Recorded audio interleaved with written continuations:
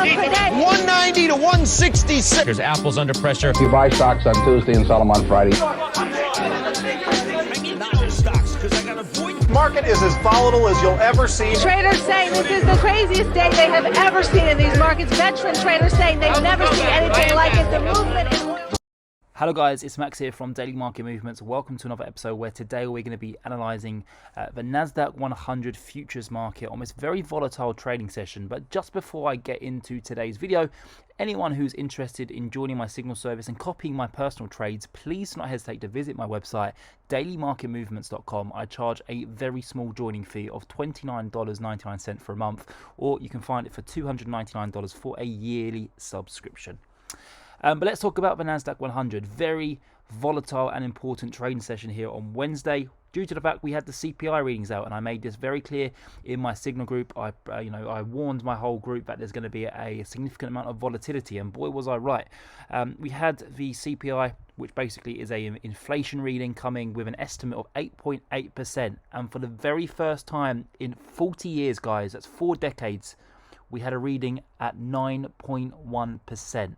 Incredible. This is just, this is of course due to the fact of, supply chain issues, staffing issues, etc. The war between Russia and Ukraine. We've got gasoline prices at all-time highs, to fill up your car, etc. So a very, very difficult situation that we all find ourselves in at this moment in time. But what a reading it is. And of course, it's negative for the markets, because to combat inflation, the Fed therefore has to become more hawkish. And of course, hawkish means bad for big high growth tech stocks. And of course, the Nasdaq100 is a basket of high growth tech stocks.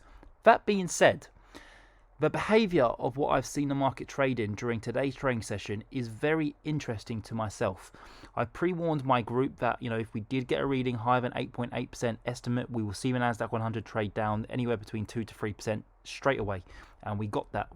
If I just go on the hourly chart here, for example, we went down 2.5% straight away. There we go. There's that big candlestick shows you what happened. We have a data reading and boom. Let's just see it from a percentage perspective. As soon as we got the reading, we were down 2.93% or 2.997%. So I was spot on saying that we would fall in it anywhere between 2 to 3%. But what happened? The markets opened and we saw a significant amount of buying pressure. Now, why is this?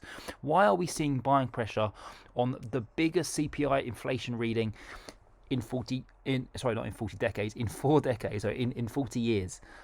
And I think the reason being is due to the fact investors are looking at this reading and thinking, well, this is going to be the hottest print for some time now. With oil, of course, let's just go over to the oil markets quickly. We've fallen off a cliff as of recent.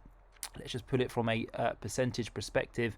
We are currently down around 23% here in the crude oil markets. And it's the same for wheat, copper, nickel, etc. So a lot of the metals and important materials that we need to build houses and cars, etc., have come down significantly. So therefore, I think a lot of investors are looking at the CPI reading this month and saying that, we've peaked. I think that they are gambling and they're investing their money thinking that the CPI reading has peaked.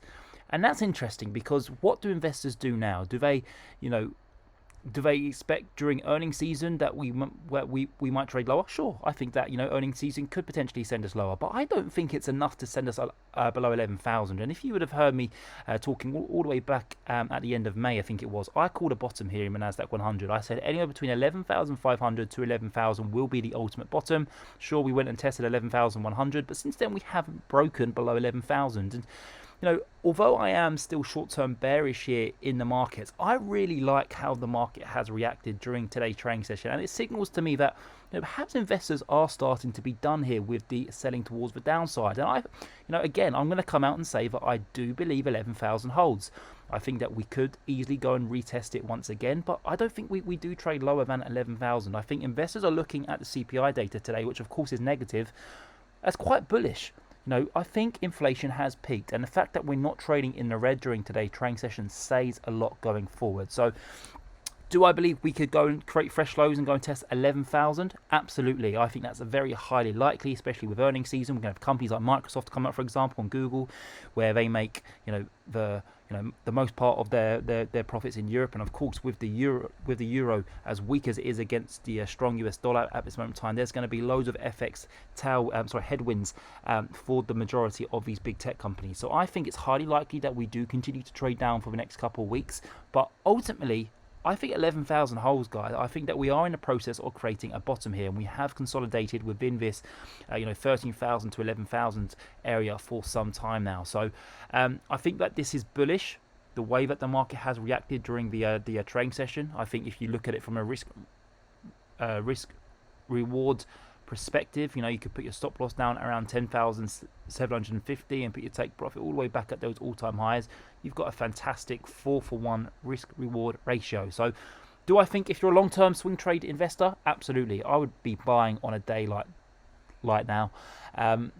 But on the flip side, if you are a day trader, chopping in and out of the markets on a daily basis, I definitely would still become a little bit more bearish in the short term, because I think that we could easily still go and test 11,000 and create a new lower low.